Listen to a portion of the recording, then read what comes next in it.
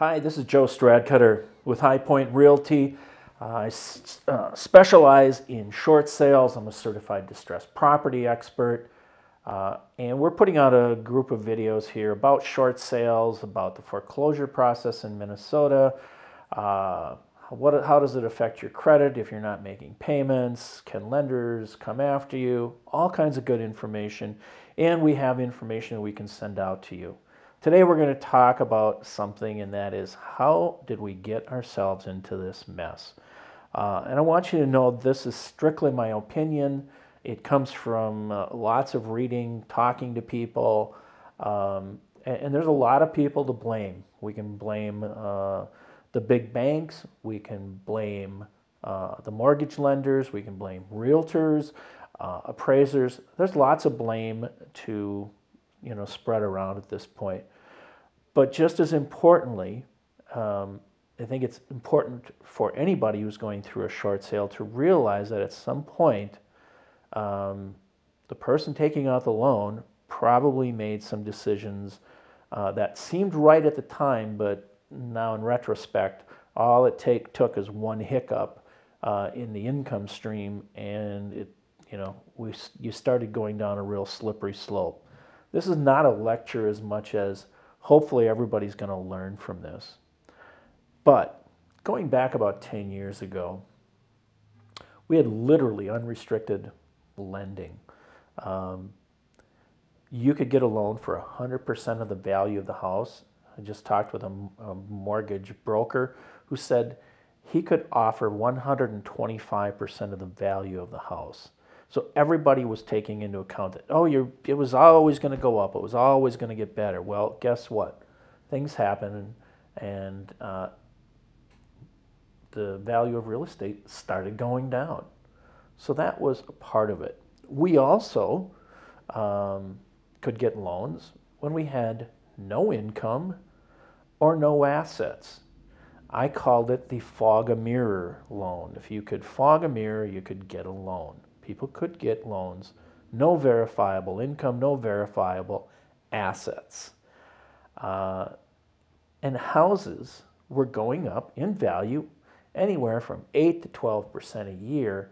But meanwhile, if you look at the average income of Minnesotans at that time, it was only going up 2 or 3%.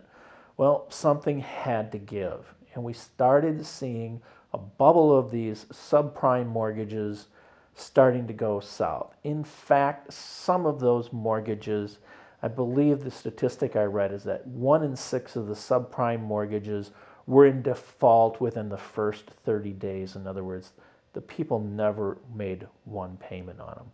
So that was the beginning. What people didn't see was the high unemployment coming, and that came a couple years ago. And it, all of a sudden we went from 4 or 5% up to 9 or 10%. And again, there's a kind of a shadow statistic there. Some of the people that I've talked to, and also some of the things that I've read, feel that unemployment rate may only show about half of the people who are underemployed, who now make a lot less than what they used to, or they've just given up work, looking for work because they can't find something that's going to support them in their mortgage. So some people now say that unemployment is closer to 20%. So what happened with these loans after you took them out? And it goes back to, why do short sales take so long? Now, I told you before, they can easily take 90 to 120 days, depending on how many lenders and all kinds of other circumstances that when we talk with you, we'll explain it. But these mortgages got repackaged, resold, sliced and diced multiple times, got, who knows where your original mortgage is actually with.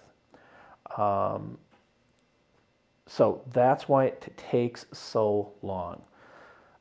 Some of the financial gurus say we're at the bottom, things are going to get better right away. Some of the things I'm seeing, though, is that we've got another bubble of option arms, which was a particularly poisonous type of loan, and also ARMs, which are adjustable rate mortgages, by the way, those are starting to come due now too. And the thing that was sold to the people getting those is that, oh, your property is going to go up and you'll be able to refinance. Well, guess what? You couldn't refinance right now. And we're starting to see some of these loans up to 9, 10, 11%, and people just can't afford these loans anymore. So for people out there who are saying, oh, it's going to get better in a year, I don't see it. I try not to be a pessimist or an optimist, but more a realist. And the numbers coming down the road just show that's going to happen.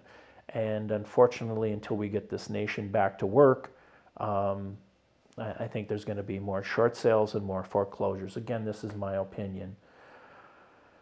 Again, I'm Joe Stradcutter with High Point Realty. Please call us.